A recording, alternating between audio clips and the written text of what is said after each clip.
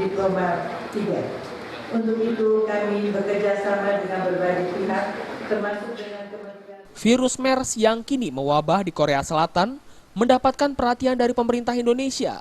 Meski belum mengeluarkan travel warning, namun pemerintah Indonesia meminta warganya yang berada di Korea atau yang ingin berkunjung ke Korea untuk waspada.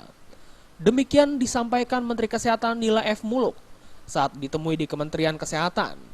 Bahkan Nila menekankan kepada warga Indonesia yang sedang sakit untuk lebih berhati-hati dan selalu menggunakan masker selama berada di negeri gingseng tersebut.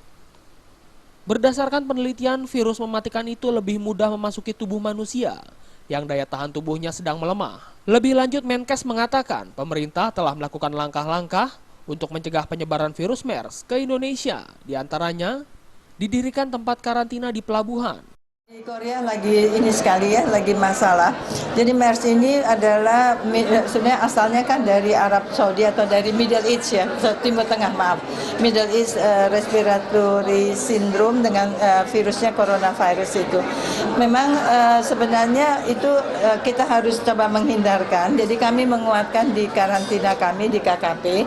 Kalau misalnya ada yang kembali dari negara seperti Korea Selatan dengan panas, saya minta betul agar langsung pergi ke tentu berobat.